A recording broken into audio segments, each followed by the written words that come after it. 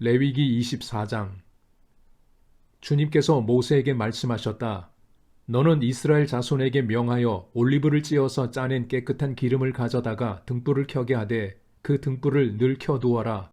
아론을 시켜 회막 안 증거궤 앞에 처있는 휘장 바깥에 그 등불을 켜두어 저녁부터 아침까지 주 앞에 계속 켜두게 하여라. 이것은 너희가 대대로 길이 지켜야 할 규례이다. 아론은 주 앞에서 순금 등잔대 위에 그 등불을 늘 켜두어야 한다. 너는 고운 밀가루를 가져다가 과자 한 개당 밀가루 10분의 2 에바를 들여 과자 12개를 구워 한 줄에 6개씩 두 줄로 주의 앞 순금상 위에 차려 놓아라. 그리고 각 줄에 하나씩 순전한 향을 얹어라.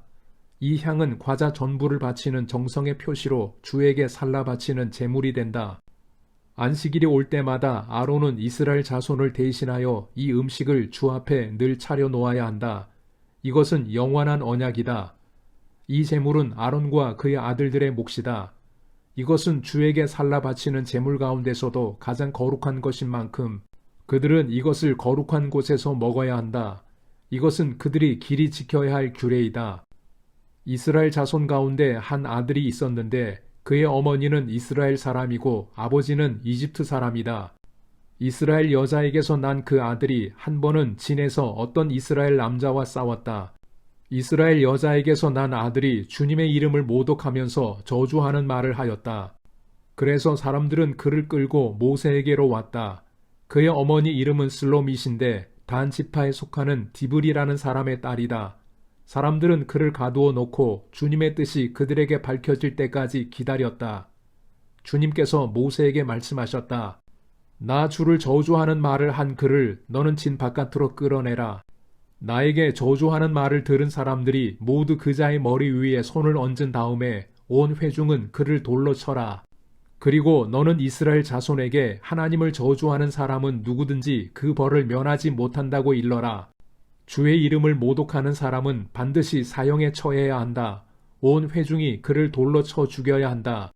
주의 이름을 모독하는 사람은 이스라엘 사람은 말할 것도 없고 외국 사람이라 하여도 절대로 살려두어서는 안 된다.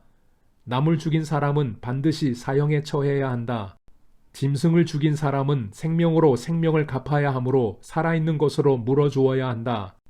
자기 이웃에게 상처를 입혔으면 피해자는 가해자가 입힌 만큼 그 가해자에게 상처를 입혀라. 부러뜨린 것은 부러뜨린 것으로, 눈은 눈으로, 이는 이로 갚아라. 상처를 입힌 사람은 자기도 그만큼 상처를 받아야 한다.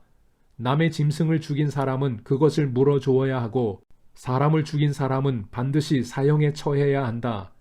이 법은 이스라엘 사람에게는 말할 것도 없고 함께 사는 외국 사람에게도 같이 적용된다. 나는 주 너희의 하나님이다. 모세가 이렇게 이스라엘 자손에게 말을 전하니 사람들은 주님을 저주한 그를 진 바깥으로 끌어내서 돌로 쳐 죽였다. 이렇게 이스라엘 자손은 주님께서 모세에게 명하신 그대로 하였다. 레위기 25장.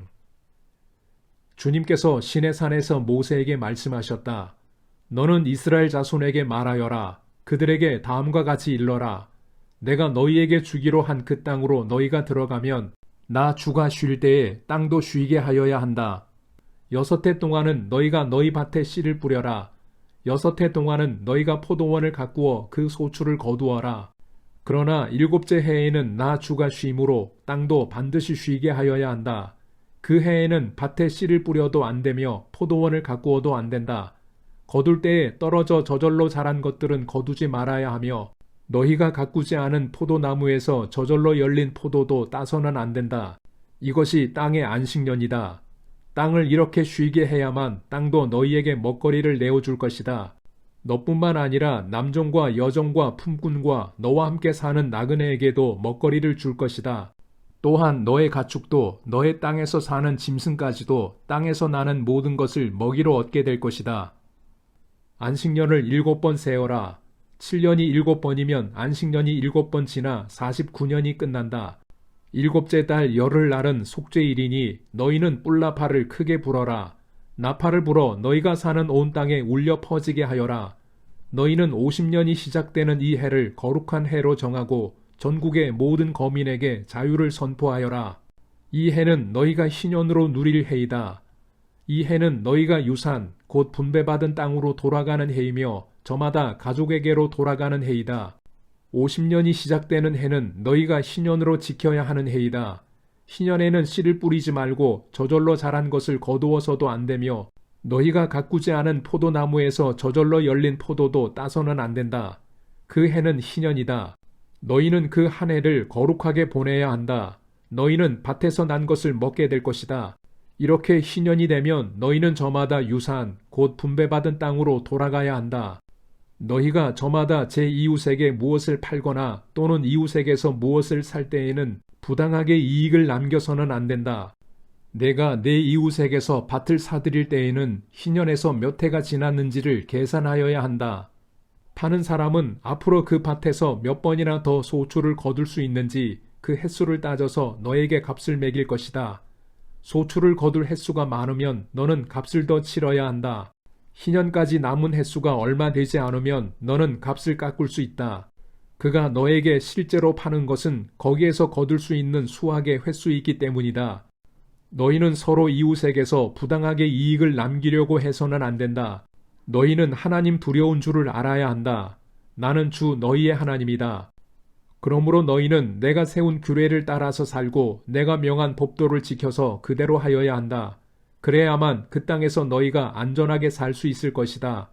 땅은 소출을 낼 것이고 그곳으로 너희가 넉넉히 먹을 수 있을 것이며 거기에서 안전하게 살 수 있을 것이다.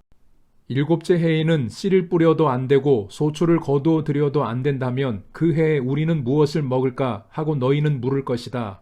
그러나 여섯째 해에 내가 너희에게 복을 베풀어 새 해 동안 먹을 소출이 그 한 해에 나게 하겠다.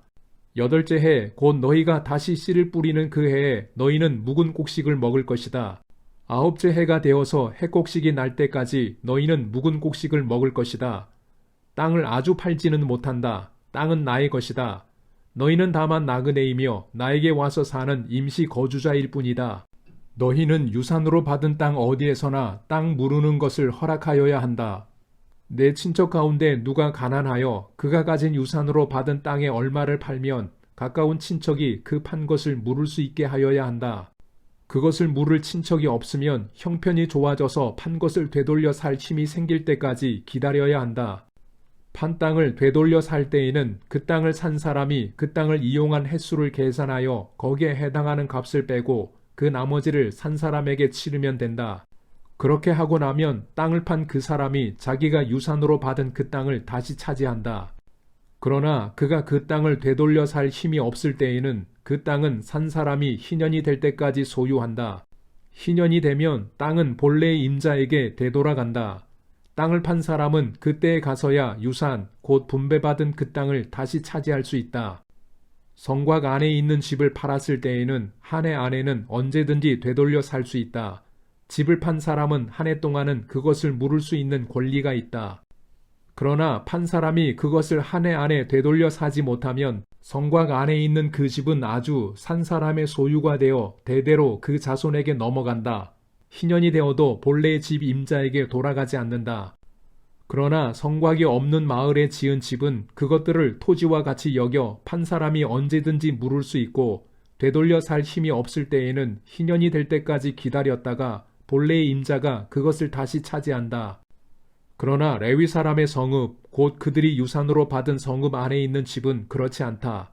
레위 사람은 성읍 안에 있는 집을 팔았어도 언제든지 그것을 다시 물을 수 있다. 그가 무르지 않으면 성읍 안에 있는 그 팔린 집은 희년이 되면 본래의 임자에게 되돌아간다. 레위 사람의 성읍 안에 있는 집은 이스라엘 자손이 레위 사람의 유산으로 준 것이기 때문이다. 레위 사람의 성읍에 딸린 땅도 또한 영원히 레위 사람의 유산이기 때문에 팔 수 없다. 너희 동족 가운데 아주 가난해서 도저히 자기 힘만으로는 살아갈 수 없는 사람이 너희의 곁에 살면 너희는 그를 돌보아 주어야 한다. 너희는 그를 나그네나 임시 거주자처럼 너희와 함께 살도록 하여야 한다. 그에게서는 이자를 받아도 안 되고 어떤 이익을 남기려고 해서도 안 된다. 너희가 하나님 두려운 줄을 안다면 너희의 동족을 너희의 곁에 데리고 함께 살아야 한다. 너희는 그런 사람에게 이자를 받을 목적으로 돈을 꾸어주거나 이익을 볼 셈으로 먹거리를 꾸어주어서는 안 된다. 나는 너희의 하나님이 되려고 너희에게 가나안 땅을 주고 너희를 이집트 땅에서 이끌어낸 주 너희의 하나님이다. 너희 곁에 사는 동족 가운데서 누군가가 가난하게 되어서 너희에게 종으로 팔려왔어도 너희는 그를 종부리듯 해서는 안 된다. 너희는 그를 품꾼이나 임시 거주자처럼 너희의 곁에서 살도록 하여야 한다. 너희는 희년이 될 때까지만 그에게 일을 시키다가 희년이 되면 그가 자식들과 함께 너희를 떠나 자기 가족이 있는 조상에게서 받은 유산의 땅으로 돌아가도록 하여야 한다. 그들은 내가 이집트 땅에서 이끌어낸 나의 품꾼이므로 너희가 그들을 종으로 팔 수 없다. 너희는 그를 고되게 부려서도 안 된다. 모름지기 너희는 하나님 두려운 줄을 알아야 한다. 너희가 남종이나 여종을 두려면 너희의 주변에 있는 여러 나라에서 남종이나 여종을 사들일 수 있다.